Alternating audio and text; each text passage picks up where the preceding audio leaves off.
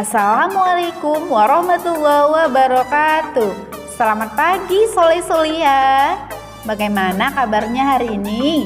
Semoga sehat semua ya nak. Amin. Alhamdulillah hari ini kita masih ketemu lagi dalam pembelajaran daring. Pastikan Ananda semua sudah mandi, sarapan, sholat duha, dan murojaah ya nak. Kemudian dilanjutkan dengan membaca Asmaul Husna. Baiklah, sebelum pembelajaran dimulai, terlebih dahulu kita berdoa ya nak. Yuk angkat kedua tangannya. A'udzu billahi minasy syaithanir rajim. Bismillahirrahmanirrahim. Raditu billahi rabba wa bil islami dina wa bi Muhammadin nabiyyan wa rasula. Rabbi zidni ilma warzuqni fahma. Amin ya rabbal alamin. Untuk hari ini kita akan belajar tematik tema I, yaitu Kayanya Negeriku, dengan muatan pelajaran PPKN dan IPS. PPKN masuk ke dalam KD 3.2. Adapun materi pokoknya ialah 1. Hak dan kewajiban terhadap lingkungan. 2. Pelaksanaan kewajiban dan hak sebagai warga masyarakat dalam kehidupan sehari-hari.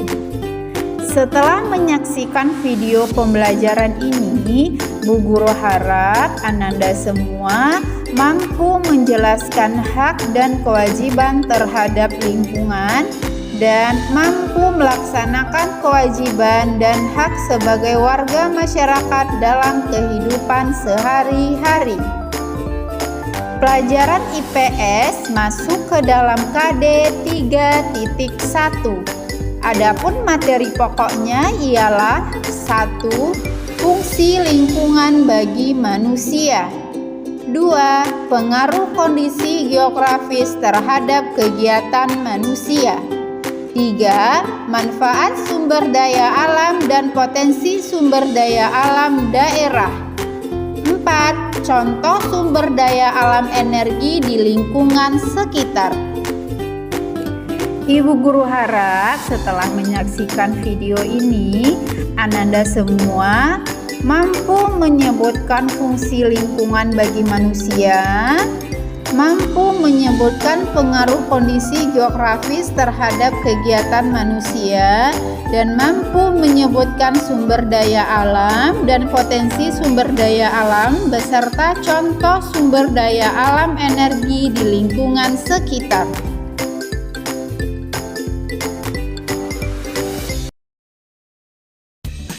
Pelajaran PPKN menjelaskan hak dan kewajiban terhadap lingkungan. Sebelum kita membahas apa itu hak dan kewajiban kita terhadap lingkungan, terlebih dahulu Bu Guru akan menjelaskan pengertian hak dan pengertian kewajiban. Hak adalah sesuatu yang diterima atau yang diperoleh setiap orang. Sedangkan kewajiban adalah sesuatu yang harus dilakukan dengan penuh rasa tanggung jawab. Hak dan kewajiban harus seimbang. Hak yang diperoleh harus disertai dengan kewajiban. Jadi kita tidak boleh ya nak hanya menuntut haknya aja, sedangkan kewajiban itu tidak kita laksanakan. Sekarang coba Ananda buka buku tematik tema I-nya halaman 9 sampai 10. Di sini ada teks dengan judul Peduli Lingkungan Kewajiban Kita. Teks ini menceritakan tentang sekolah SD Mentari yang peduli terhadap lingkungan sekolahnya. Di sekolah ini juga diterapkan peraturan membuang sampah di tempat sampah. Peraturan tersebut bertujuan untuk menumbuhkan kesadaran untuk melakukan hidup bersih. Salah satunya ialah dengan membuang sampah ke tempat sampah. Dengan diterapkannya aturan tersebut, siswa yang tadinya tidak tahu dan bahkan membuang sampah sembarangan sedikit demi sedikit akan terbiasa dan dapat menerapkan kebiasaan tersebut dalam kehidupan sehari-hari. Karena jika lingkungan sekolah kita bersih, maka saat belajar pun akan terasa nyaman. Sebaliknya, jika lingkungan sekolah kotor, maka kita tidak akan nyaman dalam melakukan beragam aktivitas. Lingkungan kotor akan banyak menimbulkan dampak negatif sehingga kegiatan belajar mengajar pun menjadi terhambat. Oleh karena itu, kita harus senantiasa menjaga lingkungan sekolah tetap bersih. Kepedulian para siswa di SD Mentari ini patut dicontoh ya nak. Kenapa? Karena mereka ini tidak hanya menuntut haknya, tetapi mereka juga melaksanakan kewajibannya, yaitu dengan cara membersihkan di lingkungan sekitar. Bu Guru ulangin lagi bahwasanya hak dan kewajiban itu dilaksanakan harus seimbang ya nak. Hak yang diperoleh harus disertai dengan kewajiban. Jadi kita tidak boleh hanya menuntut haknya sedangkan kita tidak melaksanakan kewajibannya. Dari sini paham semua ya nak? Pelaksanaan kewajiban dan hak sebagai warga masyarakat dalam kehidupan sehari-hari. Sebagai warga negara, kita wajib melaksanakan peran sebagai warga negara sesuai kemampuan masing-masing supaya mendapatkan hak kita sebagai warga negara yang baik. Adapun hak kita sebagai warga negara ialah 1. Berhak mendapat perlindungan hukum. 2. Berhak memperoleh pendidikan dan pengajaran. 3. Berhak mendapat kedudukan yang sama di mata hukum. 4. Berhak mendapatkan pekerjaan. 5. Berhak untuk mengeluarkan pendapat. 6. Berhak untuk memilih dan memeluk agama yang dipercayai. Lalu, bagaimana dengan kewajiban kita sebagai warga negara? Ada yang sudah tahu? Ya, adapun kewajiban kita sebagai warga negara ialah 1. Wajib turut serta dalam pembangunan. 2. Wajib membela negara. 3. Wajib menaati hukum. 4. Wajib membayar pajak. 5. Wajib menghormati hak asasi manusia. 6. Wajib tunduk kepada peraturan yang ditetapkan undang-undang. Indonesia adalah negara yang memiliki kekayaan alam yang melimpah. Tidak hanya di daratan, lautan, di perut bumi Indonesia pun tersimpan kekayaan yang melimpah berupa bahan tambang seperti minyak bumi, emas, gas alam, besi, batu bara, dan tembaga. Tugas kita sebagai warga negara adalah memanfaatkan sumber daya alam dengan bijak agar dapat terus dimanfaatkan oleh generasi selanjutnya. Adapun hak dan kewajiban warga negara dalam mengelola sumber daya alam tersebut ialah hak sebagai warga negara, hak untuk memanfaatkan sumber daya alam, hak untuk memakai sumber daya alam, hak untuk menikmati sumber daya alam. Adapun kewajiban sebagai warga negara ialah kewajiban untuk menjaga sumber daya alam, kewajiban untuk memperbarui sumber daya alam, kewajiban untuk melestarikan sumber daya alam. Bagaimana solih-solihah? Sudah paham dengan pelajaran PPKN?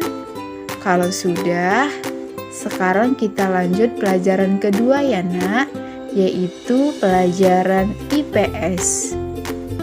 keadaan lingkungan sekitar.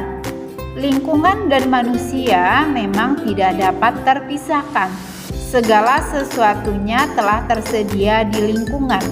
Tugas manusia untuk memanfaatkan lingkungan dengan bijak. Lingkungan merupakan segala sesuatu yang ada di sekitar kita dan memengaruhi kehidupan kita. Berikut fungsi lingkungan bagi manusia. 1. Lingkungan sebagai tempat tinggal. Manusia hidup di dalam lingkungan. Dalam lingkungan tersebut berisi sarana dan prasarana untuk mendukung kehidupan manusia. Sarana dan prasarana tersebut merupakan perpaduan antara unsur lingkungan alam dan lingkungan buatan. 2. Lingkungan sebagai tempat mencari makan. Manusia memerlukan makanan untuk dapat bertahan hidup. Lingkungan menyediakan sumber daya alam yang dibutuhkan. Manusia mengelola sumber daya alam untuk memperoleh bahan sandang dan pangan. 3. Lingkungan sebagai tempat berlangsungnya kegiatan manusia. Manusia adalah makhluk sosial. Manusia berinteraksi dengan manusia lain melalui berbagai kegiatan, yaitu kegiatan sosial, ekonomi, politik, budaya, dan lain-lain.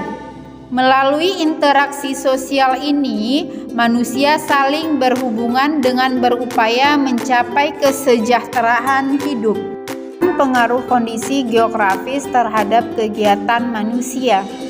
Keadaan lingkungan atau kondisi geografis suatu tempat memengaruhi kegiatan manusia di sekitar lingkungan tersebut. Berikut adalah beberapa keadaan alam atau bentang alam yang dapat dimanfaatkan masyarakat untuk melakukan kegiatan ekonomi. 1. Dataran rendah. Dataran rendah banyak dialiri oleh aliran sungai. Tanahnya cukup subur. Umumnya penduduk sekitar memiliki mata pencarian sebagai petani dan peternak. 2. Dataran tinggi. Di dataran tinggi terdapat banyak pegunungan dan perbukitan. Penduduknya banyak yang bekerja di area perkebunan, antara lain seperti teh, kopi, dan kakao. Banyak pula yang menjadi petani bunga, sayur, dan buah-buahan. Udaranya jauh lebih sejuk dan segar jika dibandingkan dengan dataran rendah. 3. Daerah pantai. Daerah ini berdekatan dengan laut, memiliki cuaca yang amat panas. Sebagian besar dari penduduknya bekerja sebagai nelayan atau petani garam. Beberapa tambak juga banyak dibuat, antara lain untuk menambah ikan, menambah garam, dan untuk sawah pasang surut. Pada bagian perkotaan, daerah pantai dijadikan sebagai pelabuhan kapal dan tempat perdagangan. Selain itu, daerah pantai juga dijadikan objek wisata. Manfaat sumber daya alam dan potensi sumber daya alam daerah. Sebagai sumber daya alam, air memiliki ribuan manfaat dalam kehidupan kita. Selain air, ada begitu banyak sekali sumber daya alam yang juga memberi manfaat dalam kehidupan kita. Berikut adalah beberapa ragaman manfaat dari sumber daya alam. 1. Hewan ternak, unggas, dan ikan. Dapat kita manfaatkan dagingnya sebagai sumber lauk pauk. Kuda dapat kita manfaatkan tenaganya sebagai penarik delman. 2.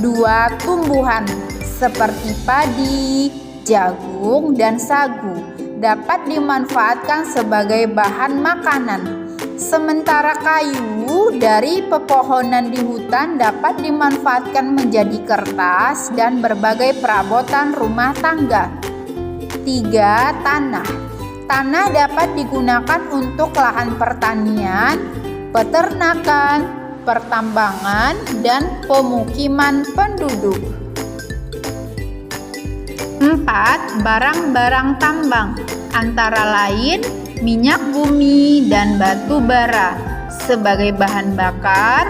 Bauksit digunakan sebagai bahan baku aluminium, serta besi yang banyak digunakan untuk membuat kerangka bangunan dan peralatan rumah tangga.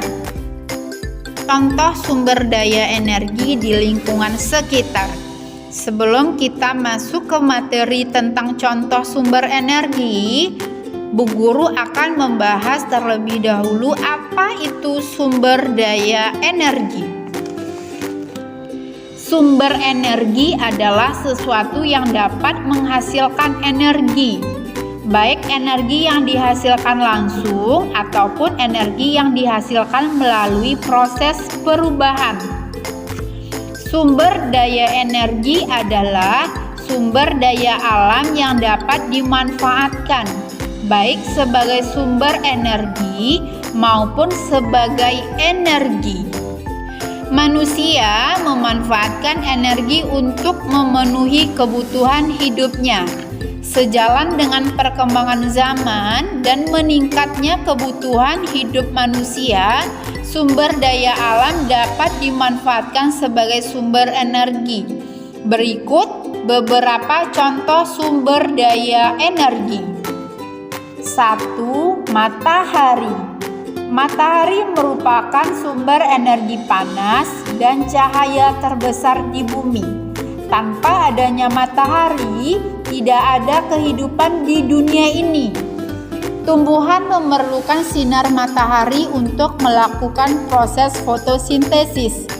Hasil dari proses ini tentunya adalah oksigen yang sangat esensial bagi semua makhluk hidup.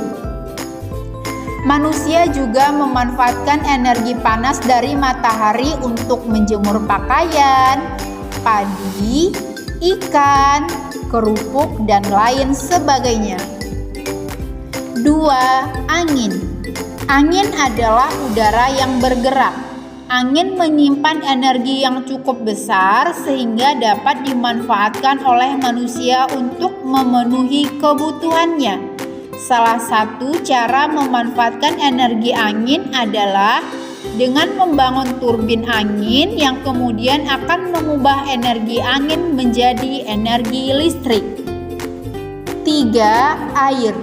Air menyimpan sejumlah energi yang jika kita pandai memanfaatkannya dapat memberikan manfaat bagi kita. 4. Panas bumi atau geotermal. Panas bumi adalah energi alternatif yang menguntungkan dan juga terbarukan.